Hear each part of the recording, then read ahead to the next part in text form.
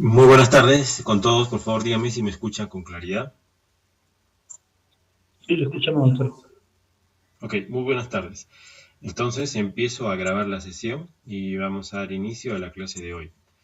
Como habíamos comentado ya en la clase anterior, estamos dejando un trabajo aplicativo referente al diseño de un amplificador en frecuencias de 5G.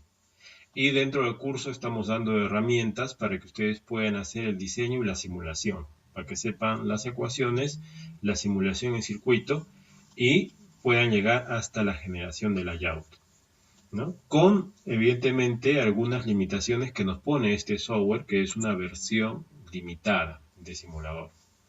Pero vamos a ver el día de hoy un repaso de esta simulación. Yo quiero que ustedes todos tengan fresco cómo hacer el proyecto, cómo pueden profundizar y en qué sentido. Y además que todos ustedes tengan la certeza de que tienen grados de libertad para hacer el proyecto, tanto en lo que es el número de grupos como en lo que es el, el tema en sí, en qué profundizar y en qué no profundizar. Es un tema que yo les voy a comentar en esta sesión. ¿Ok? Entonces, vamos a empezar en primer lugar mostrando en pantalla un fichero Word en el que tenemos las consideraciones para hacer este proyecto aplicativo. ¿Ok? Entonces voy a mostrar en la pantalla este fichero. Un segundo, por favor.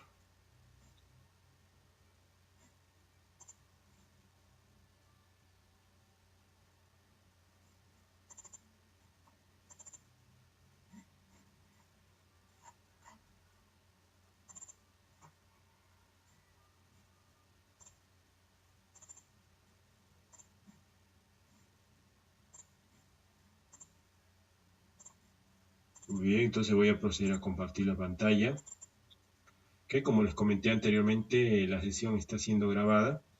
Y vamos a mostrar o compartir en primer lugar el fichero titulado proyecto final.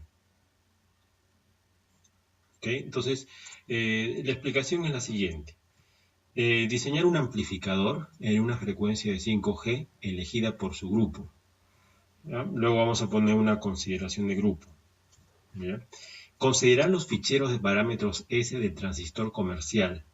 Era 4SM de minicircuits. Ya lo vimos, pero lo vamos a recordar hoy día. Presentar ficheros de simulación e informe de acuerdo a la siguiente estructura. Y bueno, estamos empezando entonces con una estructura que es una estructura particular, ¿no? Que yo les doy a ustedes y que hay que seguir, ¿no? Es una estructura que tiene esas consideraciones, ¿no? Marco teórico, estado de arte, objetivos generales, metodología, resultados, conclusiones y bibliografía, ¿no? Entonces es, digamos, un formato para el curso, ¿no? Ya posteriormente, si ustedes desean enviarlo como paper a una revista, lo pueden hacer de forma voluntaria. Evidentemente, ya saben que cada revista tiene su propio formato, sus propias consideraciones, pero es básicamente un resumen de lo que estaríamos viendo acá, ¿ya? Ustedes pueden intentar en esta presentación meter toda la información que puedan de manera que puedan generar un paper. Y ahora estoy colocando dos notas, ¿ya?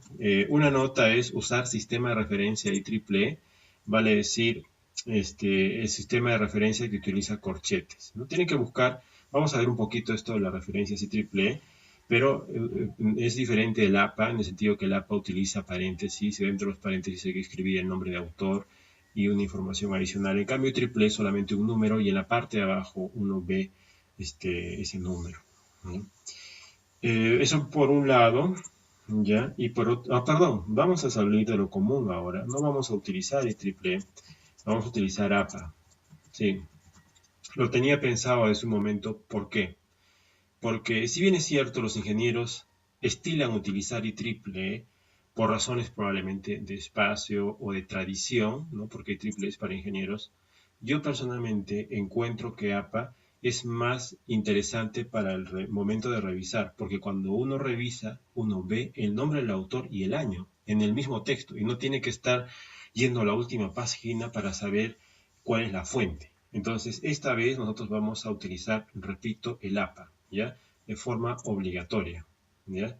Utilizar obligatoriamente, vamos a poner sistema de referencias APA. Les voy a enseñar cómo buscar y la formación de grupos. Vamos a dar unos criterios, dejando siempre un grado de libertad.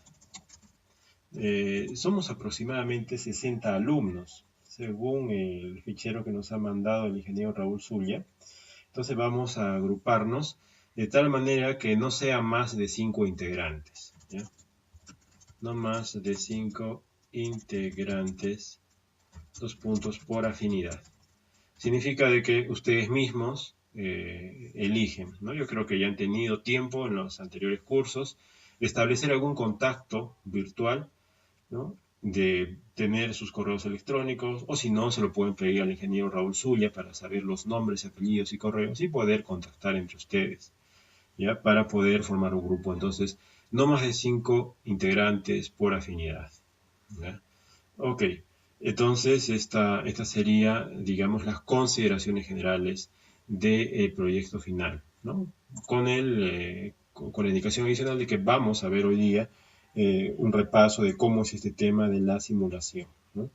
Entonces, antes de ver el tema de la simulación, vamos a ver estas referencias APA. Para aquellos que no estamos familiarizados con ello, podemos poner referencias APA, ¿no? En el buscador de Google, de manera que nosotros podamos ver cómo hacer citas y referencias en formato APA. Por ejemplo, estamos buscando en la Universidad Autónoma de México, que es una fuente fiable, la primera que hemos visto, y acá nos dice cómo hacer estas citas, ¿no?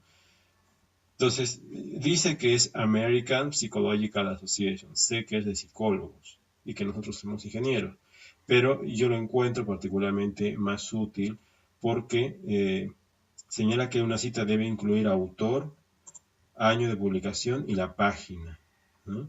Y lo importante es la idea, ¿no?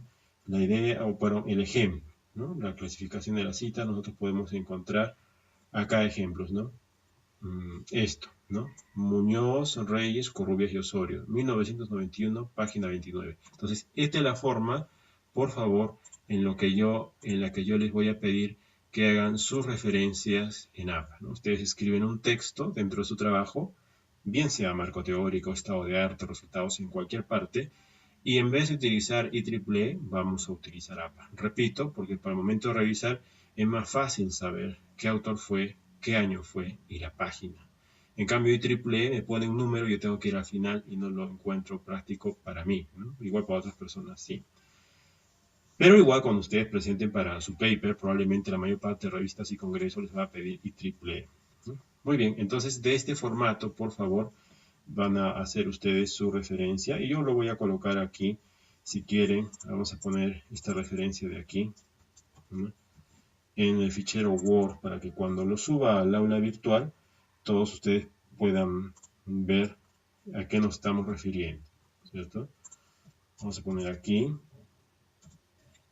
y aquí nuestro ejemplo, que vendría a ser esa forma. Vamos a poner mejor todo el párrafo, así, copiamos,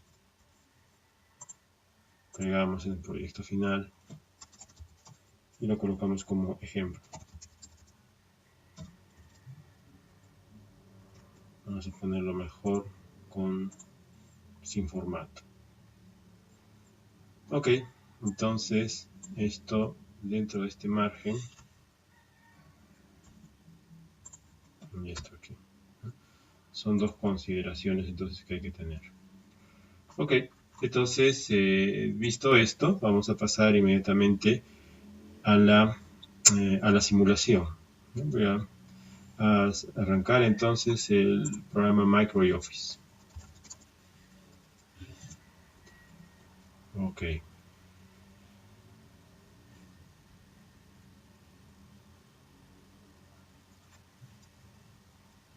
Muy bien, entonces el objetivo de esta clase, como repito, es dar un repaso de este diseño de amplificador, más o menos guiarlos para que nuevamente refresquemos qué es lo que se desea poner en el amplificador y que todos estemos trabajando bajo la misma longitud de onda, ¿ya? Muy bien, entonces, una de las primeras cosas que hay que hacer, ya habíamos comentado, es añadir un esquemático. Entonces, recordemos lo siguiente. El primer elemento que tenemos que colocar es nuestro transistor. Y nuestro transistor lo encontramos en elementos. Vamos a Data. Dentro de Data elegimos la opción Island y en Island FET. Escogemos cualquier cajita. Por ejemplo, yo cojo esta cajita de acá. Esta cajita le doy clic derecho, Open Subcircuit, y veo que tiene datos de un transistor que se llama ATF. Ese no vamos a usar. Como son comentarios, los puedo dejar. Todo lo que viene abajo lo borro. Luego busco un fichero de parámetros S. Este fichero que está acá, como ya les había comentado yo, tiene un nombre. Lo vamos a ver en la parte superior. Ese nombre es muy importante porque este nombre de acá, ERA24SM, es el nombre de su transistor con el que van a trabajar. Y yo estoy eligiendo 78 miliamperios, 25 grados centígrados, porque es lo más común, lo convencional. Ustedes pueden elegir otros puntos de reposo, no hay problema, pero tienen que ser obligatoriamente con ese transistor de aquí. ¿Por qué? Porque para el momento de calificar, todos vamos a poder trabajar bajo la misma plantilla. ¿En qué se va a diferenciar el proyecto de un grupo con respecto a otro? En la frecuencia. El enunciado dice claramente, usted elige la frecuencia de 5G. ¿Ya? Cualquier frecuencia, no importa cuál sea. ¿Ya? Y de hecho, este fichero, ya le expliqué la clase correspondiente, uno lo obtiene de la página web de Minicircuits, está en el video, ¿no? Ahí uno se puede descargar toda la información de este tipo de transistores. Entonces, simplemente para recordar, cogemos ese fichero y vamos a copiar desde el numeral todo lo que viene a ser hasta la última parte. Yo sé que tiene frecuencias bastante grandes, 9 GHz, lo copio, Control C, y lo voy a pegar en MicroOffice en este apartado. ¿Ya? Lo pego ahí. Y para nuestro caso vamos a trabajar en 1500 MHz, o sea 1.5 GB. Yo sé que no es 5G, pero yo estoy colocando simplemente como efecto, ¿no? Fíjense que a esta frecuencia, menos 27.35 decibelios, es el valor de S11. Acá está, S11 menos 37.5 menos 27.5 decibelios con 164 grados. ¿Ya? Entonces eso lo vamos a tomar como referencia. Cierro esto, cierro igualmente el fichero texto y ahora vamos a colocar un puerto a la derecha, otro puerto a la izquierda y vamos a hacer algunas consideraciones. Si yo lo conecto directamente, estos dos puertos así, y yo quiero verificar qué es lo que tiene internamente esa cajita, voy a proyecto, añado un gráfico de Smith y aquí le doy un OK. En esta carta vamos a poner Admittance Grid para ver también la doble telaraña de la carta de Smith. Y dentro de este gráfico voy a añadir una medida que se llama S11 de mi esquemático 1. Voy a aplicar, doy OK y ya tengo ese esquemático, pero tengo que decirle de que voy a evaluarlo todo en una única frecuencia de 1.5 GHz. Ya, bueno, me da error porque debe ser 1,5 GHz. Aplicamos, perdón, 1.5, ¿ya? Single point, ¿sí? Aplicamos, aceptamos y vamos a simular. Tenemos un triángulo, como ya hemos visto en la clase pasada, que no está en el centro de la carta de Smith, porque el centro de la carta de Smith sería esto de acá, es el centro. Pero el triangulito, su centro de gravedad me aparece acá. Entonces no está en el centro, está aquí mi transistor. ¿Ya?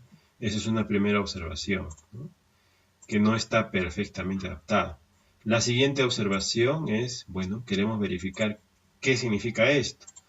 Clic derecho, añadimos marker, clic sobre el triángulo y nos sale un número. Este número es impedancia, pero como yo lo quiero comparar con los números del fichero texto, le doy un clic derecho, le doy propiedades, y aquí en las propiedades, dentro que dice, dentro de marker, voy a darle donde dice Reflection Coefficient, porque coeficiente de reflexión es sinónimo de S11.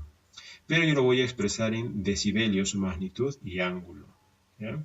Damos a aplicar, ok, y tenemos este número, menos 27,35 con 164. Ese número es muy importante, porque este número es el que hemos mencionado que hay en el fichero texto del fabricante, lo cual quiere decir que la cajita está representando bien lo que tiene que representar el transistor del fabricante. Muy bien, entonces una vez que tenemos esto, nos planteamos como objetivo llevar este triángulo azul al centro. ¿Ya? Vamos a eliminar nosotros perdón, vamos a eliminar nosotros este marker para que, por facilidad únicamente, ¿ya? Vamos a eliminarlo. Solamente nos quedamos con el triángulo azul. Entonces hacemos una pequeña maximización aquí de esta zona y decimos, bueno, hay que llevarlo al centro y para ello, ¿qué hacemos? Adaptación. Tenemos que aplicar nuestras técnicas de adaptación.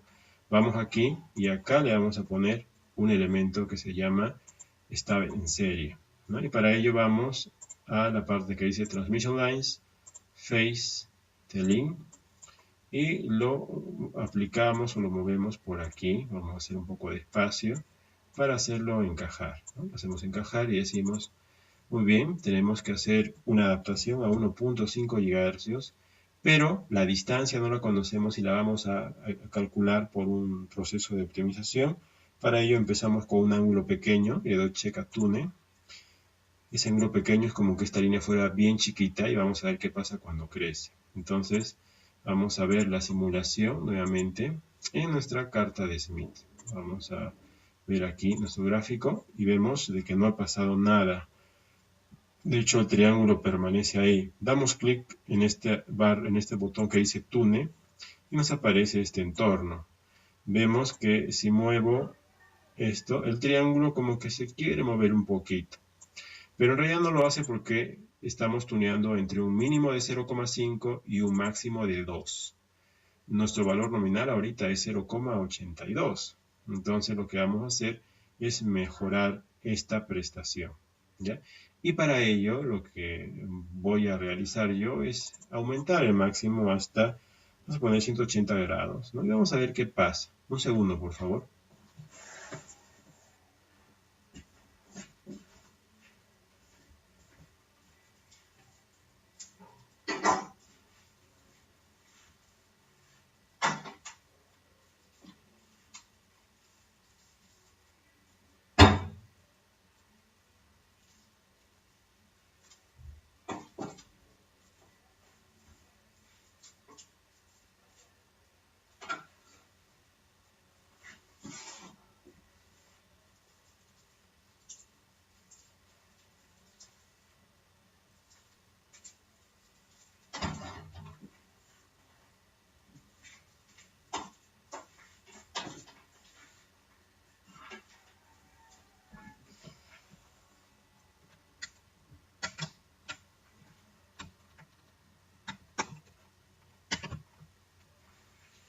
Muy bien. Entonces vamos a ver qué es lo que sucede cuando yo hago esta conexión. ¿Ya? Vamos a ver. Entonces voy a empezar a mover este ángulo y fíjense cómo da vueltas, ¿no? Da vueltas. Siempre que añado un step en serie, gira. Pero lo que voy a hacer ahora yo es dejarlo en este punto, porque ese punto que está ahí es clave, dado que ese punto pasa por una órbita, que la voy a subrayar, esta órbita de acá, esa curva que viene por acá y que baja por acá, es una órbita de conductancia constante por donde los stabs en paralelo hacen moverse a una impedancia. Y como el siguiente stab que yo voy a añadir es un stab en paralelo, me conviene quedarme ahí, porque siguiendo esa ruta, en un punto voy a llegar exactamente al centro. Entonces, dicho esto, yo puedo congelar este valor aquí. Vamos a borrar, cerramos, y el triángulo queda ahí. Entonces, acto seguido, lo que hay que hacer es regresar nuevamente al esquemático. Voy a esquemático 1, y aquí elimino la línea, añado otro componente que va a ser T-Lock o T-Lock.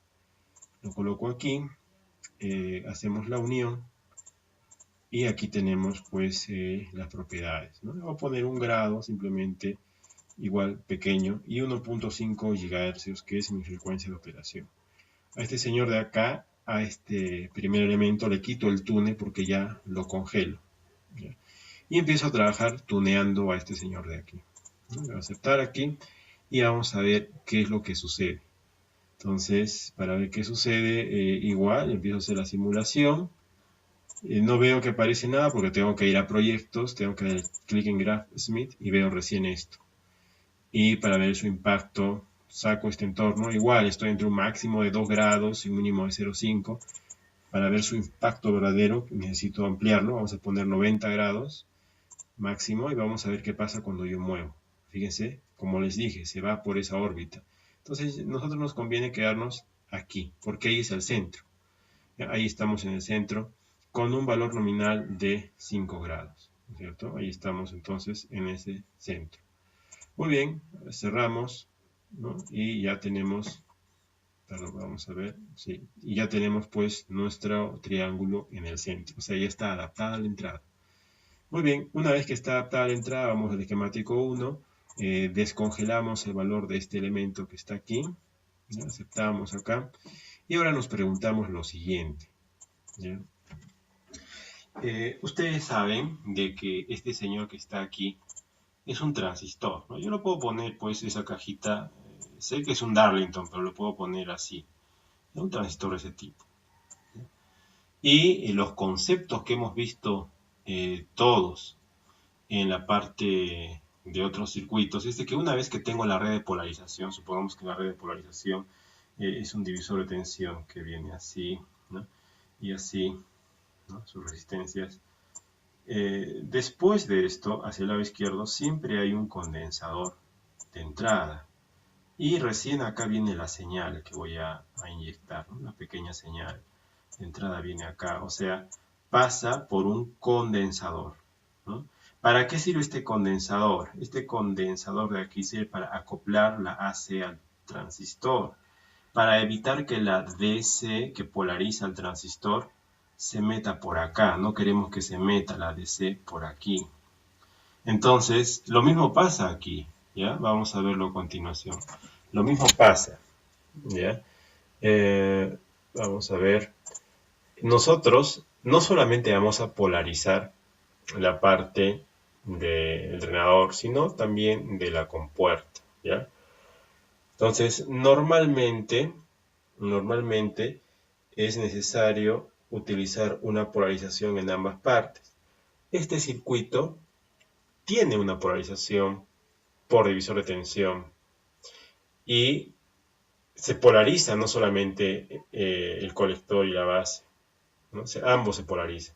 Pero es necesario siempre aquí añadirle pues un condensador, ¿ya? Y tiene que ser un condensador que cumpla con esa función de que solamente pase la AC y que además ese condensador tiene que comportarse como cortocircuito.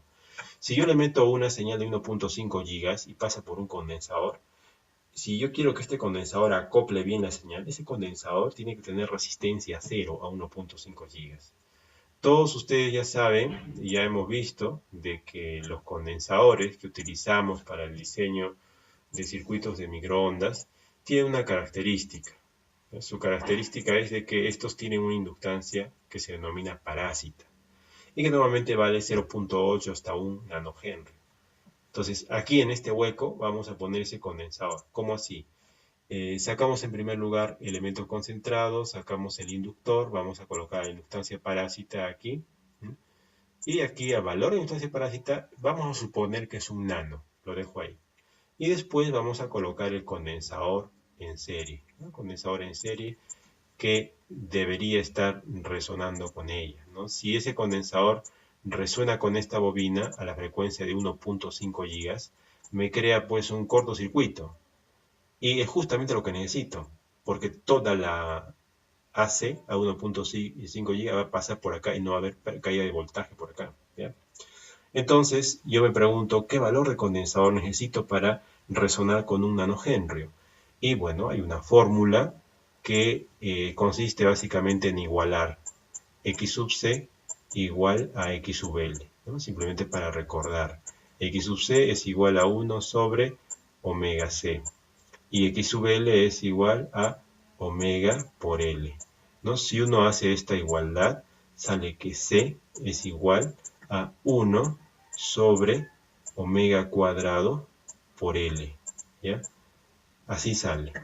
Entonces, como este señor de acá, un nano, es conocido, es constante, porque es una inductancia parásita que viene de fábrica, efecto indeseado, con este número de un nano vamos a meterlo, este número aquí, en esta ecuación. Como el omega, sabemos todos que el omega es igual a 2πf, ¿no? Entonces fácilmente nosotros podemos decir, es cosa de reemplazar el valor de f por el valor de nuestra frecuencia de operación, que habíamos dicho que es 1.5 gigahercios, ¿cierto? Entonces lo que voy a hacer, simplemente saco la calculadora, reemplazo estos valores y yo voy a despejar c. Y ese valor de C lo voy a poner acá como nuevo valor, ¿ya? Eso voy a hacer en este momento, ¿ya? Un segundo. Entonces, cogemos la calculadora, ¿ya? Y simplemente decimos 2pi es 6.28. Por la frecuencia 1.5 nanos. Eso lo elevo al cuadrado. Lo elevo al cuadrado con este botoncito elevar al cuadrado. Eso lo multiplico por un nano. 1 por 10 a la menos 9. Le doy OK.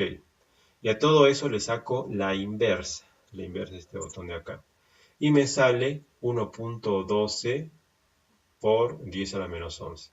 Pero en electrónica siempre se trabaja con potencias que son múltiplos de 3. Entonces yo no quiero por 10 a la menos 11, quiero el mismo número expresado en por 10 a la menos 12, o sea, en picofaradios. ¿Ya? Yo quiero así. Entonces, evidentemente, pues hay que multiplicar por 10 a todas las cifras significativas, que sería 11.27. Repito, 11.27 picos, ¿ya? Sería el valor de condensador.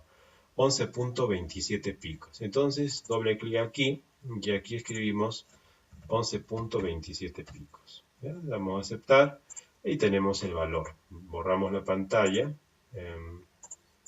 las anotaciones, y decimos, bueno, si este es un buen valor de condensador, no debería afectar la red de adaptación. Y deberíamos seguir en el centro. Vamos a ver si seguimos. Doy clic aquí para ver qué pasa. Voy a proyecto, a gráfico, y seguimos en el centro. No ha pasado nada. Ese condensador no ha hecho nada.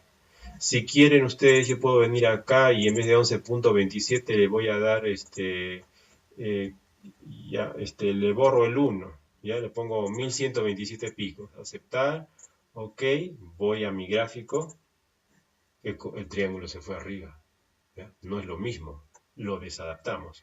Entonces el valor correcto, repetimos, se calcula con precisión de la ecuación de resonancia seria. ¿Ya? Lo ponemos aquí, ya está. Muy bien, ahora, ¿ustedes creen que esto ya se puede quemar? No, esto todavía no está para quemar. Una de las cosas que tenemos que considerar, vamos a poner aquí, es la dimensión de componente. Y la dimensión de componente, o sea, cuando uno compra el componente, tiene pues una dimensión largo y ancho, ¿no?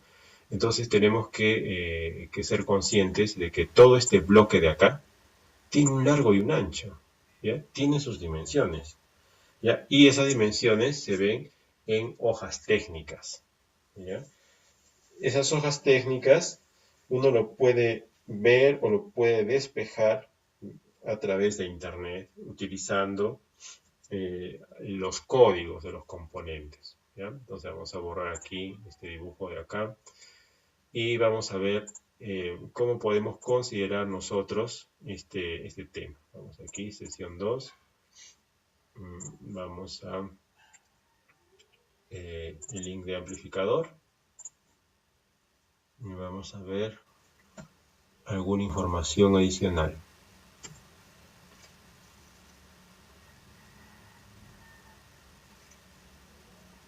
Ya. Ok. Las resistencias de radiofrecuencia pueden ser de varios tipos, pero con la que vamos a trabajar es ABX.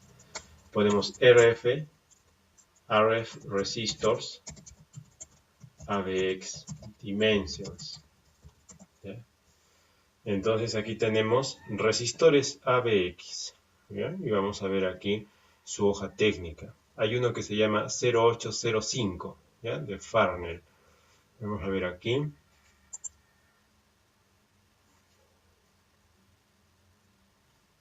Tenemos esta información que nos dice cómo son estas resistencias, ¿ya?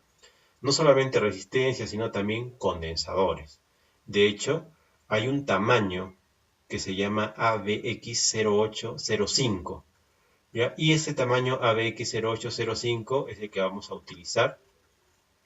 Yo ya les adelanto que tiene las siguientes dimensiones.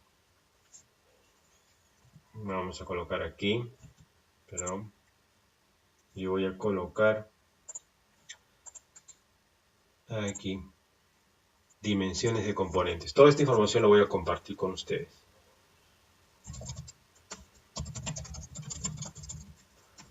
Condensadores y resistores.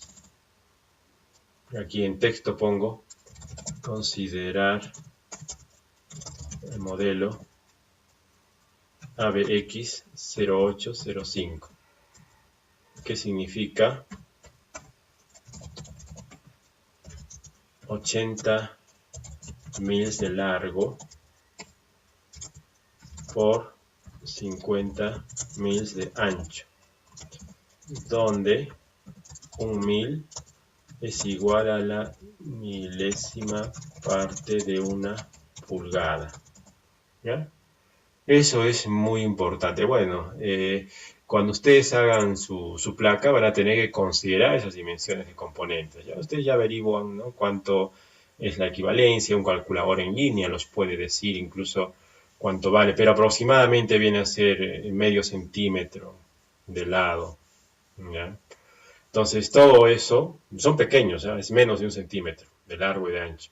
Entonces todo esto de aquí es lo que tenemos que considerar a la hora de colocarlo, ¿no? Pero, como ustedes saben, todo esto, para colocar la resistencia, tiene que tener pues un punto de apoyo. O sea, cuando alguien va a soldar una resistencia, tiene que tener una porción de línea donde la va a soldar, ¿no? La resistencia viene con sus extremos plateados para meterle estaño. Esos extremos plateados tienen que estar en una línea.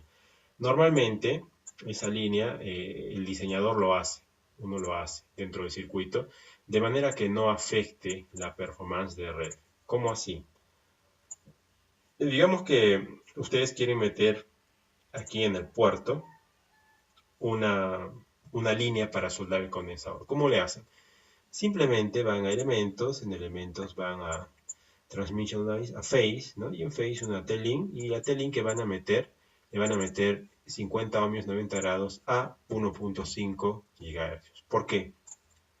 Porque hay un teorema que dice que cuando tenemos un puerto de 50 ohmios y le conectamos una línea de 50 ohmios, no importa su longitud, acá en este punto verde no va a haber reflejada, ¿ya?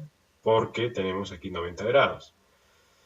¿Ya? Ahora, por eso es importante colocar 50 con 50, ¿no? Este 50 con 50 es importante, ¿no? La fase puede cambiar, puede ser 90, 180 y tal, no hay problema, no va a afectar. Si todo el resto del circuito está adaptado, repito, si todo el resto del circuito está adaptado, no va a afectar. ¿Cuál es todo el resto?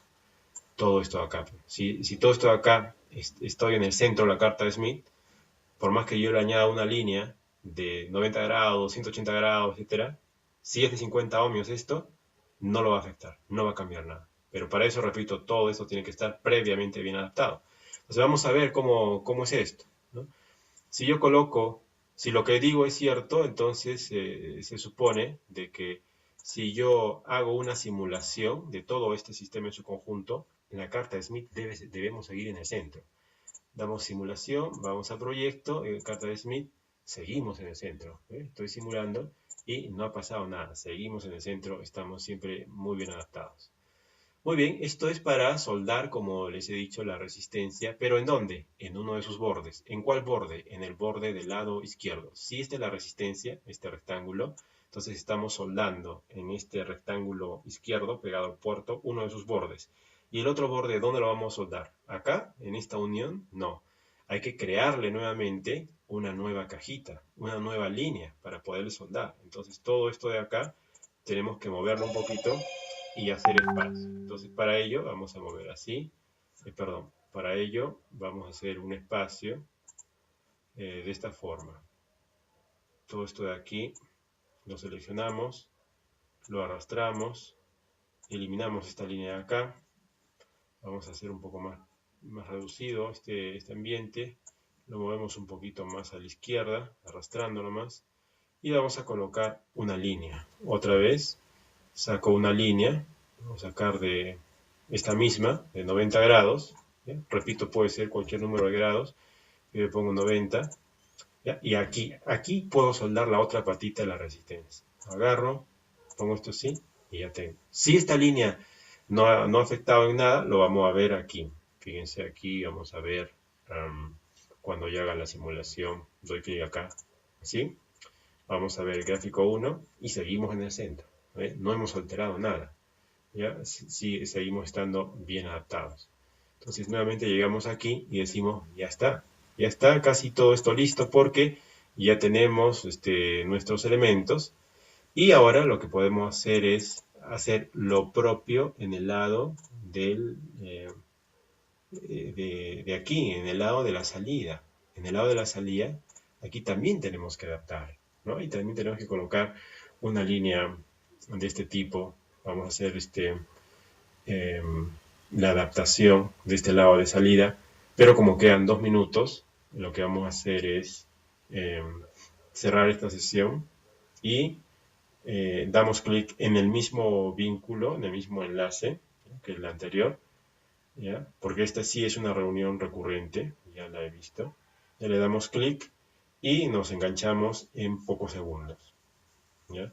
Por favor, escriban en el chat un sí o un no, pues a ver si se ha comprendido hasta aquí.